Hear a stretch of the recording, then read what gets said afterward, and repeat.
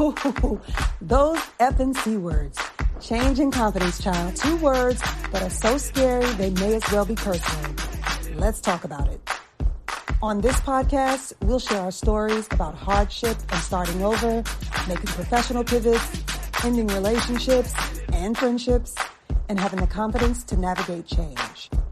I'm Marcia Cork, the Change Coach, and this is Ooh, Those Effing C Words. Hello, MCs. I am Marcia Cork. Welcome back to another episode of Ooh, Those Effing C Words. The holidays are upon us, MCs. Yes, for so many, this is the kickoff to what's often described as the happiest season of all. We gather, we give thanks, we look forward to reconnecting to loved ones. But for so many others, it's a difficult time of year as we begin to grieve the people we've lost, relationships that have ended, and even mourn the absence of the relationships we want, right? It can feel more like holiday blues. So I'm going to shift gears as we move into the holiday season. You know, I brand myself as the Change Coach, but what I don't mention often is that I'm a certified grief recovery specialist. Now, grief is the normal and human reaction to change, and the grief recovery method is a comprehensive, evidence-based program that I believe in and that I've worked into my coaching. Most people don't know this, but there are over 40 life events in addition to death that can bring on major change and feelings of grief and loss. Those events include, along with death, divorce and separation, losing a job, infertility, a change in our finances, a personal injury or illness, imprisonment. You know, I talk about working with returning citizens, losing a pet, even the addition or return of a family member. While we're talking about loss, sometimes it could actually be that someone unexpected comes into our life. So there are so many events and losses that don't get the healing and recovery they need. So as we head into the holiday season, I want to share tips and resources from my grief framework and from the grief recovery method. So MCs, let's start the show, which is a very emotional listener letter for MC Q+A this week. Let's get started. So as I mentioned, we're going to shift gears as we move into the holiday season. I'm building the next few shows around grief, around this, you know, the sense of loss that comes with change and what comes with the holiday blues this time of year. And I decided to do this after I received a very emotional letter from a listener. So we have a special MC Q&A today, and we have a return from the confidants. Remember, I was calling them the confidants from episode 19, the Changed Ever After episode. So we used your name last time, right? We used my name, Tiffany. Okay. So so we have Tiffany back to answer this very emotional letter and see what she has to say to guide this listener through her divorce this holiday season. So this listener wrote in, she really enjoyed episode 19. She actually starts off by saying she has listened to it more than once. And her letter says, it was so insightful and encouraging, episode 19. I guess I want to ask, how do you just make the decision to divorce without your emotions being involved? I've been in therapy since February, and my husband is not making any efforts to work on our relationship, and he is actively in a relationship with someone else, but just won't outright admit it. Just a little background. She says they've been together for more than 20 years, married for about 18 of those years. They have 2 boys, one college age and one high school age. Thank you in advance for your guidance. All right, so let's call her emotional. So Tiffany, what do you think about that? She said she really wanted to get some feedback from the panel. What are your thoughts? So the first thing I would say, Miss Emotional, is why are you trying to remove your emotions from the decision? It was an emotional decision to get married. I'm sure it was an emotional decision to separate.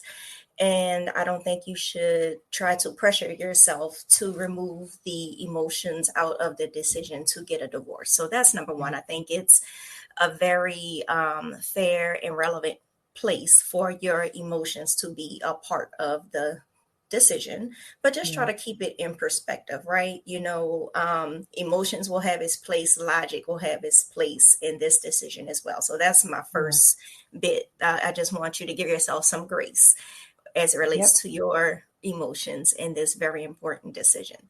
But the second thing I would say is that if no efforts toward reconciliation are being made, that inaction is action as well. Mm-hmm. So pay attention to that. The separation period is a period for each of you to see how it feels to be apart and to decide if that's what you like. Do you like how that feels, right? So Mm-hmm. separation can either drive you closer together or drive you further apart. So if either of you are not making active steps toward reconciliation, that Mm-hmm. speaks volumes. So my ex-husband and myself, we were actually separated for 3 years. And one of the things that I realized when I decided to go ahead and drive that pony into the gate was, okay, it's time to piss or get off the pot, right? There Yeah. had been conversations, there had been dates, but there was not a constant effort towards reconciliation. And something had to give. I didn't want to continue to hang in that space of limbo. And he was dating, I was dating. So what was the point?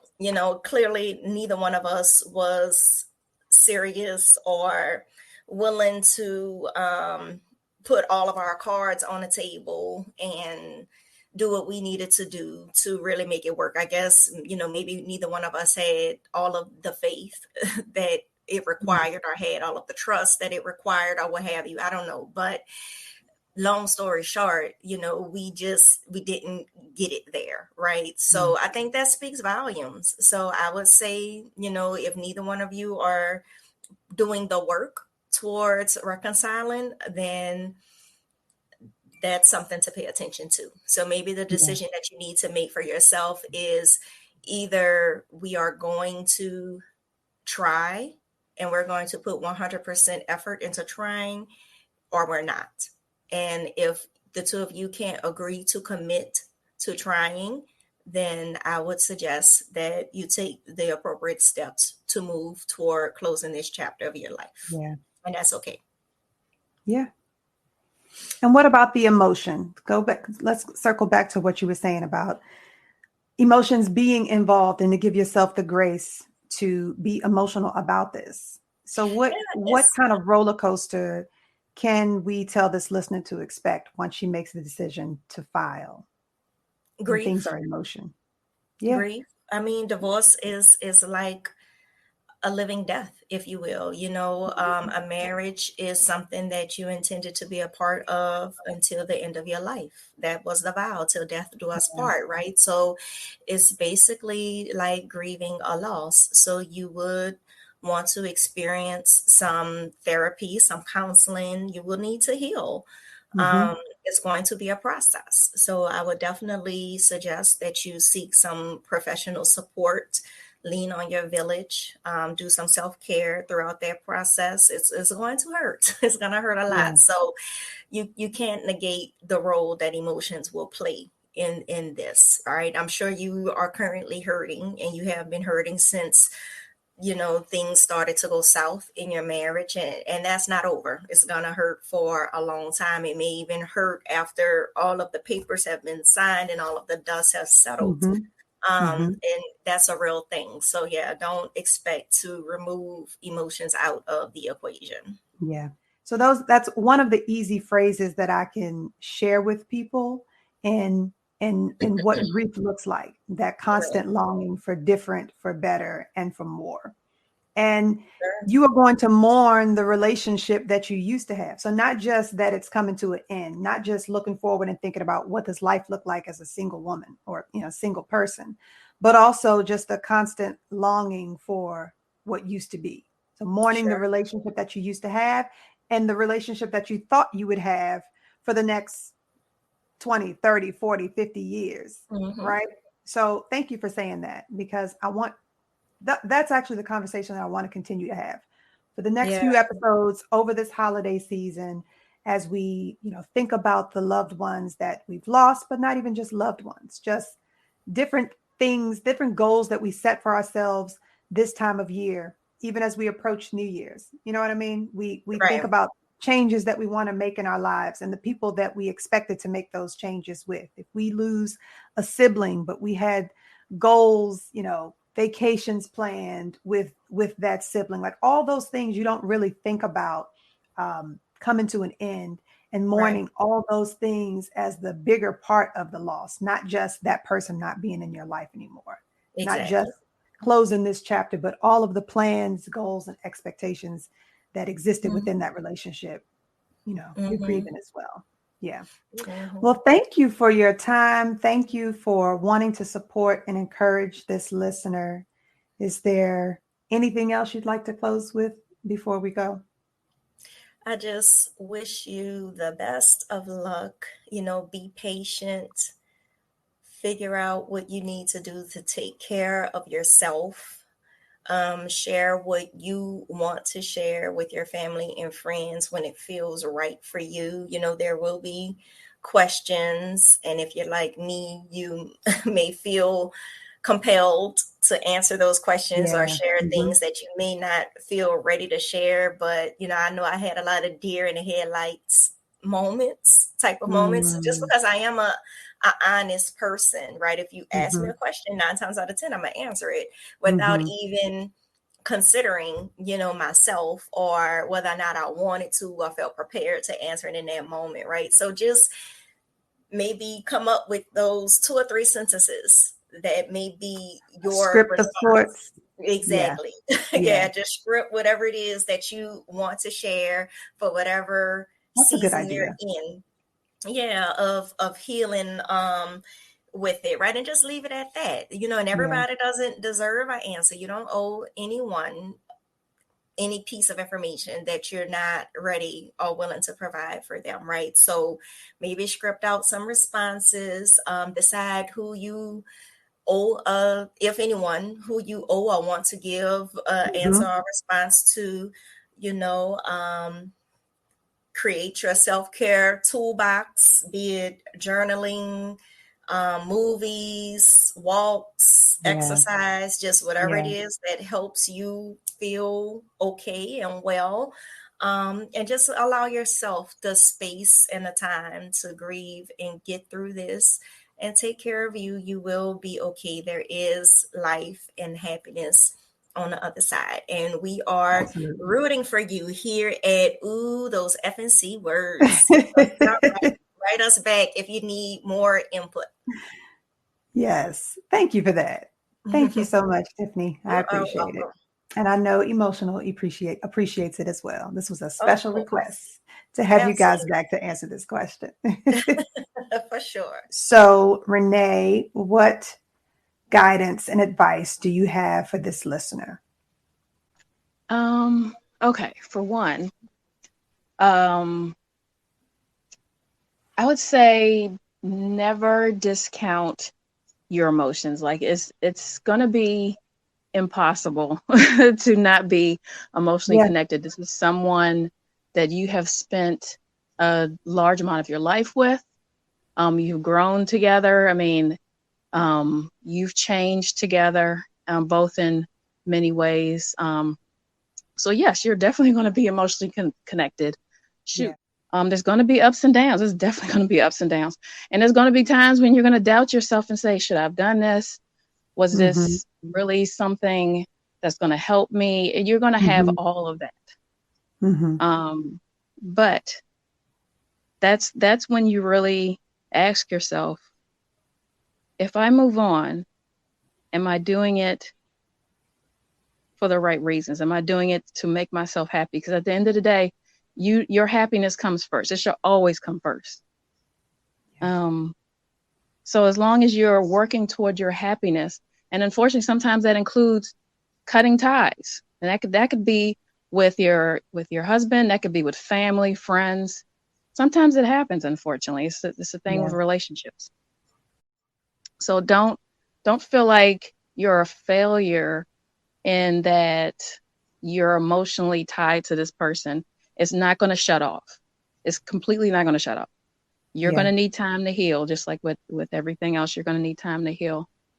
So don't think just because you feel emotion in this that there's something wrong.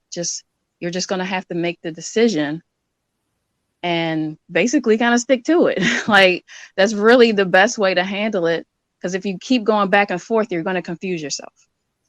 So, and you're going to stress yourself out even more.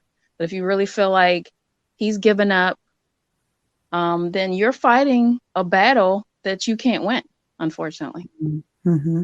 If you are genuinely ready to move on, then you have to make the first step, which is going to be hard, but everything else will fall into place over time, including your emotions. So that's that's also another thing, because sometimes you're gonna have blowback, especially if your significant other is like popular or loved, or if there's a lot of family involved, of course you might get some blowback. And so yes, being prepared for a response for that is definitely good. You don't want to give your business, because don't nobody deserve your business. Yes. So I would say that's another thing. Going back to what I said, as long as you're steadfast in your decision, then that's all that matters. Just focus on that. Outside of that, I think people are just being nosy. But I mean, if people say, "Well, I hope you get back together," because I've definitely heard that. Well, I hope you get back together. I would say, right. What I'm focusing on is my happiness, and if that leads to us getting back together, then that's great. But right now, I'm focusing on my happiness. Yeah, that seems to be the default response. I hope you get back together. Being together doesn't necessarily mean it's the right thing, because it's interesting. I feel like within our society, it's like we don't value happiness. Like, we kind of devalue that. Like, it's like when you actually want to do something that you're happy doing, like, why are you doing that? You should be focused on money, or you should be focused on this. But at the end of the day, if you're not happy, that spills over into everything in your life. That includes, that's your marriage, that's your relationship with friends, that's your relationship with your kids, your parents, siblings, all that stuff that spills over, because that's negativity that you're holding on to. So at the end of the day, even if you do decide to stay in a marriage, you still have to decide, okay, if I stay in this, am I going to be happy, or am I going to be miserable? And do I want my kids seeing me happy or miserable? And so you always have to remember why you're doing this, and keep that as your goal. This is what makes me happy. And I think I mentioned this before, like, I remember actually had kind of like a casual friend acquaintance come to me and with the exact same scenario. She knew that, I had just mentioned that my husband and I had separated, or I think we might have divorced by that time. And then she said, like, she didn't want to get into my business, but she was just like, well, at the end of the day, are you happy? Yeah. And that is such, I mean, that's an awesome question, as opposed to, well, I hope, as opposed to, well, you're going to get back together. Like, because that is the goal. Like, and that is a profound question. Like, if someone walks up to you and says, are you happy? Can you genuinely say that? Yes. So just, and whatever decision you make, either way. Yeah. Yeah. Yep. The phrase, fight for your family. That's the one. That's the one that drives me crazy. Because what does that mean? And that's what's crazy, because divorced or not, you're still a family. There's still that biological tie. So you're still going to be a family. It's just that the dynamic changes, just like with any family. I mean, you could say, just to throw in an example, like say you have a military family where one of them is the husband or the wife is in the military and has to be gone for a year.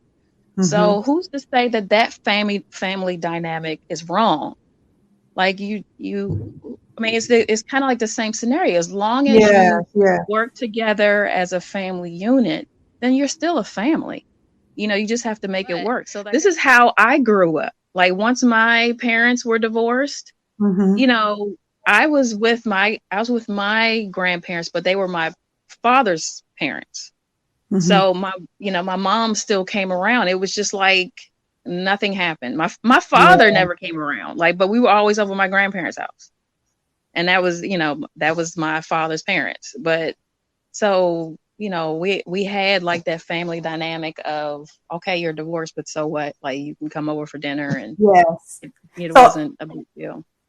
yeah, so I like that you say that. I'm glad I kept recording because I like what you said earlier, that you're still going to be a family. Like, yes, the legal part of this relationship has ended, right? We Mm-hmm. don't have any legal ties to each other anymore to some extent. You got Mm-hmm. kids, but the family is still in place. So there still has to be some family structure, some conversations you need to have about what family events and gatherings look like for the rest of your life, because you have these kids, and Yeah. the kids are forever going to connect you. So that is probably some of the planning that people don't think about. Once the relationship ends and we go our separate ways, well, you don't always go your separate ways.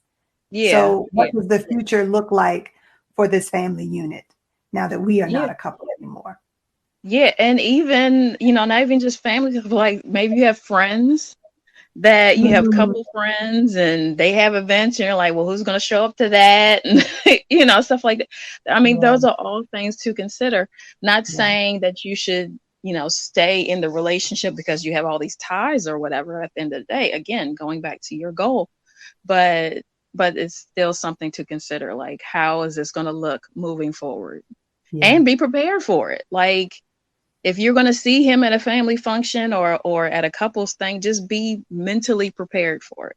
Make it yeah. work. So I guess the next thing for her is really, once she has made this decision, this is the next hurdle, unfortunately, is kind of handling his response. And then you have, once that has settled, once that dust is settled, Mm-hmm. then you start working towards the future, and how your family dynamic is going to work, What does because the you future can't. look like?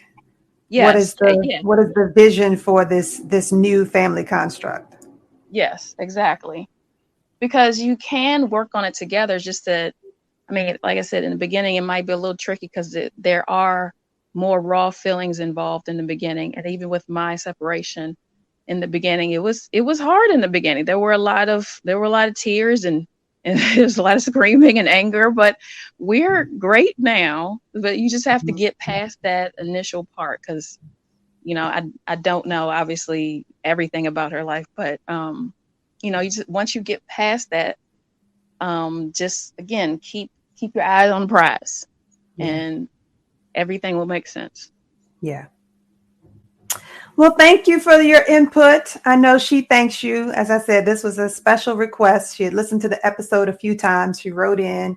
I asked her if I think I asked her if she wanted me to use it as an MC Q&A, and she's like, "Absolutely, and I would love to hear from the panel." So thank you for being available. It's too bad we couldn't all be together like last time, but Yeah, I know yeah. she appreciates your input and hearing from you directly. So thank you for making time for our listener. Okay, I appreciate it, and I wish her all the best, sincerely. So emotional. Thank you for your letter. Thank you for your bravery. I'm proud of you for reaching out. I thank you for reaching out and trusting me and the confidants with this question. So I want to leave you with a few things myself, of course. I want you to really take time to heal. I want you to really allow yourself, just as the confidants have said, give yourself the freedom to mourn and be emotional as you should for something like this. Okay. There are um, maybe 6 things I want you to try to journal, or make a little checklist for yourself and make sure that you do. And one of those things is to not feel like you have to be strong for others. Now, that's the one of the main things we hear people say in the grieving process is be strong. when we experience loss or what feels like loss, when we experience any of those, like I said, any of the more than 40 life events that feel like death or feel as hard as death and cause us to grieve, feeling like a loss, one of the main things people will tell you is to be strong, right? Be strong for the people around you. People are probably going to tell you to be strong for your boys. Don't feel like you have to be strong. It's probably better for them to see you mourn and grieve and also heal and repair than to pretend that you're fine, right? And so one of the ways that you can do this is to invite them to your therapy sessions, because another thing people are going to tell you is to, give yourself some time and grieve alone. I don't want you to grieve alone. I want you to surround yourself with a tribe of people who will allow you to cry and be emotional and not feel like you have to hold back, like you have to be strong. So find those people who are willing to just let you lean on their shoulder and cry. Okay. And so I was saying to take your boys with you to therapy, because it's a good idea for them to see you go through this process, to see you mourn, but also see that you're putting in the work to rebound and heal. There's no better representation they can get than to actually see you go through that. So consider that as well. I don't want you to rush the healing process. There's no time limit or restriction. There's no timeline. We always hear people say that time heals all wounds. Yes, sometimes things do get better with time, but not always. We can probably think of some people in our lives who've been grieving for years, right? Grieving for decades even. So when does that time kick in? There's no time limit. There's no timeline with your healing. So don't rush it. Give yourself all the time that it takes to heal. I don't want you to replace the loss that you're feeling with any additional activities. I don't want you to start to try to distract yourself by keeping busy. I don't want you to start any new, I don't want to say don't dive into anything that brings you joy, but if it starts to feel like a distraction, if it starts to feel like you are doing these activities to avoid dealing with the loss, dealing with the divorce, then just pay particular attention to that.